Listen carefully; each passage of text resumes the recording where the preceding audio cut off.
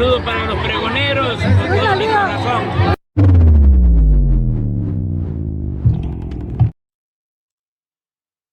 Amigos, bienvenidos a una nueva transmisión más a su canal Pregonero Informa, servidor Irwin Rodríguez, transmitiéndoles desde el día de hoy. Nos seguimos encontrando en este domingo 23 de febrero del 2025. Si nos estás viendo por primera vez, muchísimas gracias por tu tiempo y por tu espacio. Solamente pido tu apoyo con la suscripción para que cada día podamos ser más en esta gran familia pregonera. Amigos, vámonos de lleno a la información porque simplemente esto va a ser tema que va a seguir siendo bandera de la oposición. Sabemos que han criticado prácticamente todas las reformas que se pretenden plantear y una de ellas en particular es la ley del Infonavit, que sigue simplemente siendo controversia. La narrativa de ellos es que se quiere robar todo el dinero de los trabajadores. Todo. Ahora bien, Ricardo Anaya, cuando tuvo la oportunidad allá en comisión de hablar al respecto de este tema, fue y presentó unos estados de cuenta de unos trabajadores, lo cual pues simplemente causó bastante repudio. Fue por eso que a petición de varios comentarios salió el especialista constitucionalista Eduardo Andrade a cerrarle el hocico a Ricardo Anaya. Para entrar en contexto, esto fue lo que decía el miserable de Riquín Canallín. Gracias. Con el permiso de las presidencias, yo hoy no iba a hablar, pero es que han dicho tantas mentiras que creo que sí es obligado a hacer por lo menos 4 precisiones. Va la primera. Creo que hay que enfatizar lo más delicado de esta reforma. Y basta con leer el artículo 42.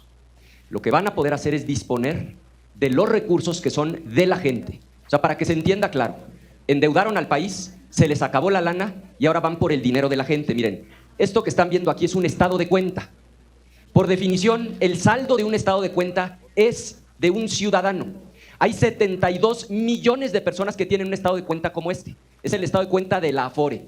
Dentro del estado de cuenta se lee con toda claridad que en la subcuenta de vivienda esta persona tiene 370,151 pesos con 90 centavos.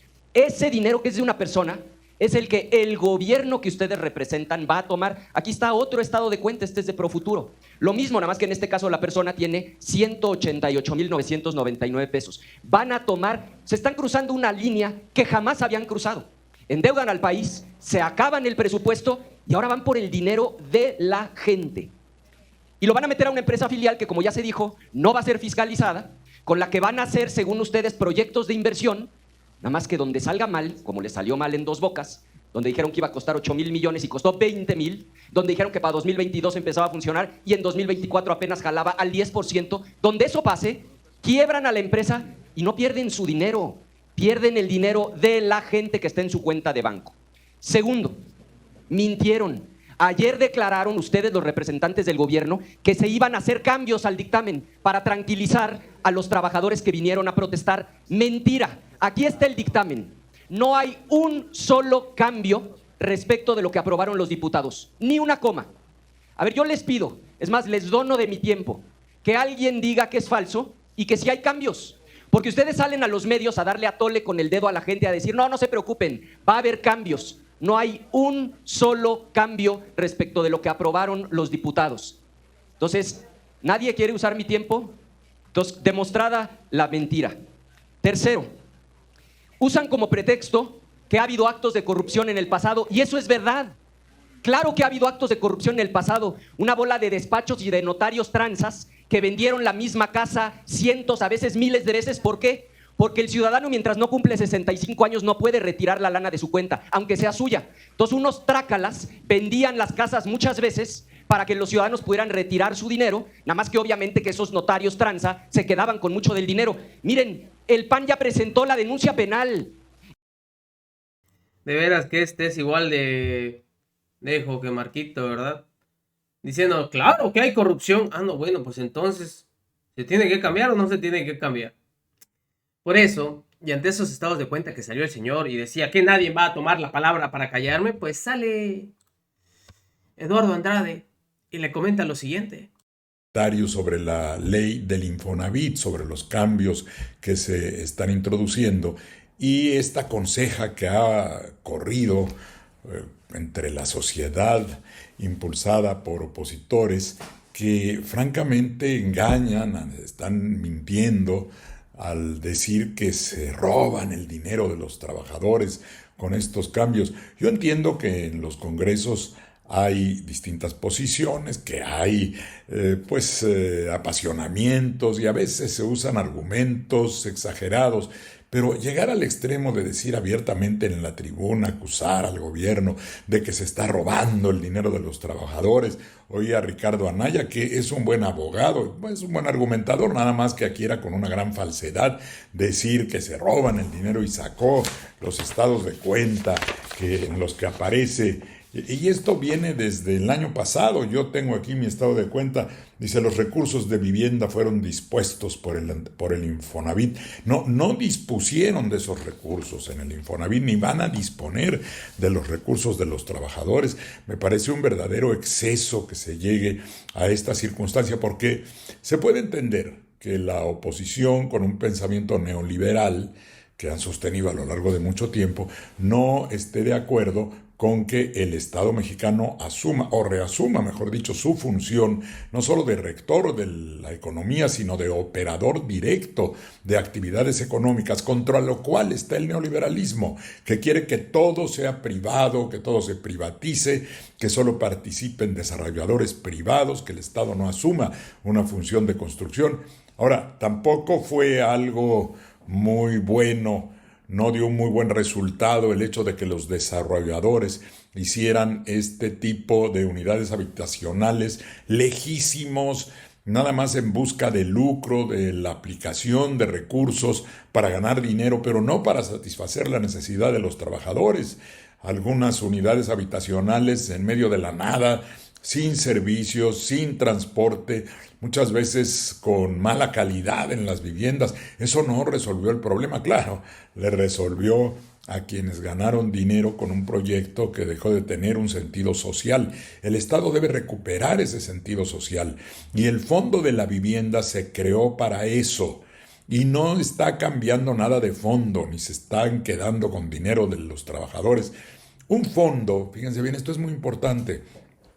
El Fondo de la Vivienda se creó en 1972, en la época de la presidencia de Luis Echeverría, y tenía por objeto resolver un antiguo asunto que estaba en la Constitución desde 1917. Los constituyentes habían establecido la obligación de los empresarios, de los patrones, de otorgar vivienda a los trabajadores siempre y cuando hubiera una cierta cantidad de trabajadores en la empresa. En fin, había reglas que tendían a satisfacer esa necesidad a partir de una obligación impuesta a los patrones, que era muy difícil de cumplir. Además, las empresas pueden tener distintos tamaños, algunas sí podrían tener cientos de trabajadores, pero otras unos cuantos. No todas podrían hacer frente a una obligación de esta naturaleza. ¿Cómo resolver esto? Mediante un fondo. El Infonavit, el Fondo para la Vivienda de los Trabajadores, que tiene esa característica de los fondos solidarios, colectivos, que no es que tengamos nuestro dinero ahí como si fuera una cuentecita de banco y que lo puedo jalar cuando yo quiera. El fondo es, ¿qué decir? Como una tanda. ¿Qué es una tanda? En la tanda distintas personas forman un fondo y no esperan que ahí su dinero esté identificado y que se lo puedan llevar cuando quieran. Ese fondo es de todos y es para todos, es para satisfacer a todos de manera sucesiva. Entonces se genera el fondo, se prestan recursos a uno de los integrantes, este lo va reponiendo para que se renueve la cantidad de dinero en el fondo y tiene un crédito que paga a partir de una cantidad que se constituyó y que cada uno en lo individual no podría tener a su alcance. Para eso son los fondos.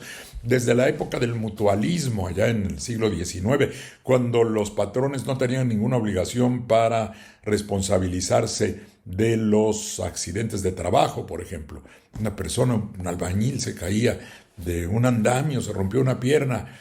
Sus compañeros habían generado un fondo precisamente para atender contingencias de este tipo. Y claro, cada quien aporta a ese fondo no con la esperanza de tener su propio dinero, eventualmente sí obtener un beneficio. En algunos casos, pues lo mejor era no tener un beneficio si no tenía uno ningún accidente, pero solidariamente se aporta para que se atiendan necesidades colectivas poco a poco. Tampoco se pueden hacer todas al mismo tiempo.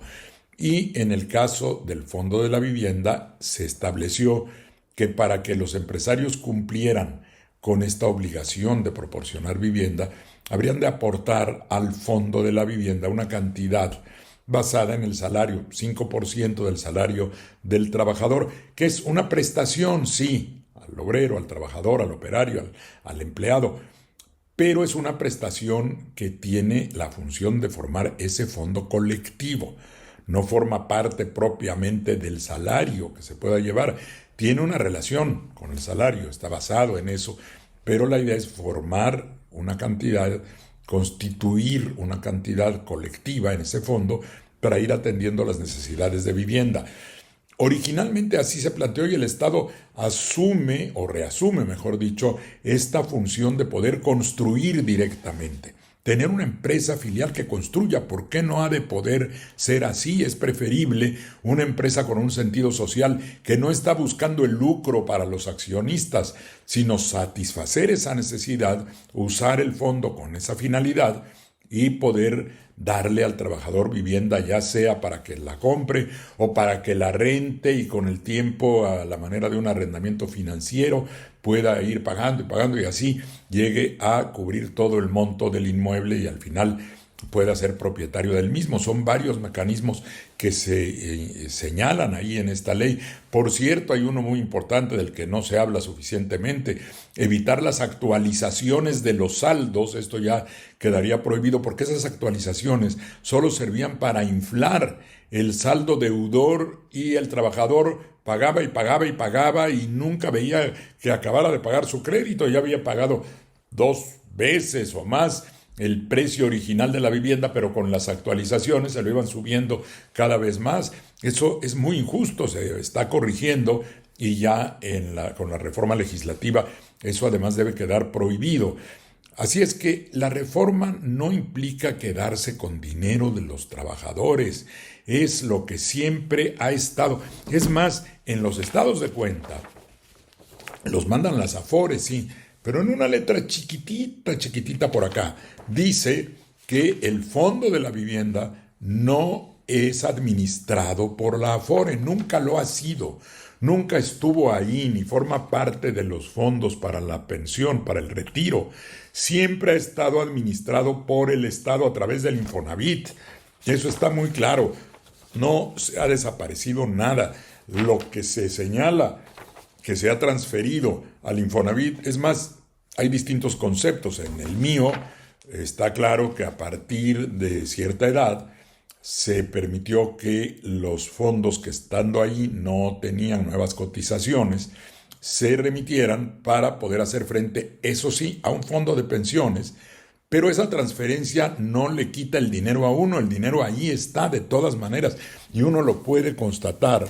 En el caso del Infonavit, por ejemplo, si uno se mete, yo ya me metí aquí en mi iPad, entra uno al Infonavit, luego se identifica, pone uno su CURP, no, el número de seguridad social, y luego creo que piden la CURP, y luego ya entra uno con estas cosas para demostrar que no es un robot, y unas letras ahí medio distorsionadas que uno escribe, y total entra uno, y ahí al entrar hay una parte que dice mi ahorro, y allí está registrado.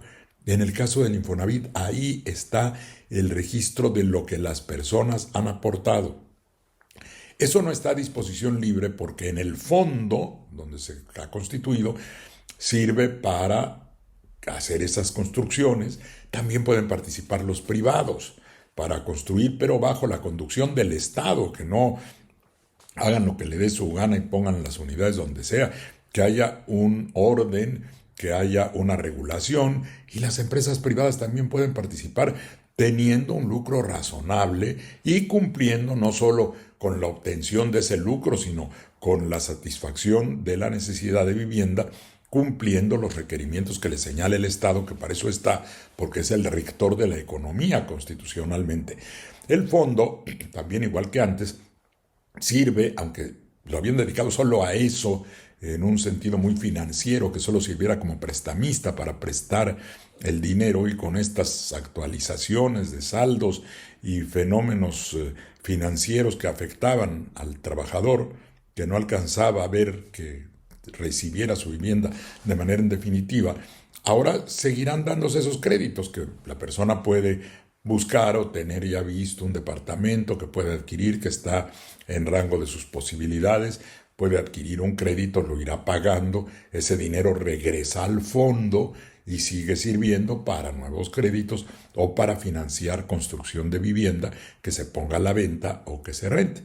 Eso es todo, no hay ningún robo, no hay ningún agandalle, como dicen algunos, no hay ninguna privación, ni ha arrebatado nada el Estado. Ahí el dinero está en el fondo como siempre ha estado. Pues qué mejor que hable un especialista en el tema y le cierre el hocico a Ricardo Anaya, que con que vaya con sus papelitos, sus estados de cuenta, lo manden. Usted ya sabe a dónde. Nos vemos, que sigan pasando un excelente día. Servidor Irving Rodríguez, transmitiéndoles desde su canal. Recuerden, la información está ahí y depende de todos nosotros pregonarla. Nos vemos en una siguiente emisión.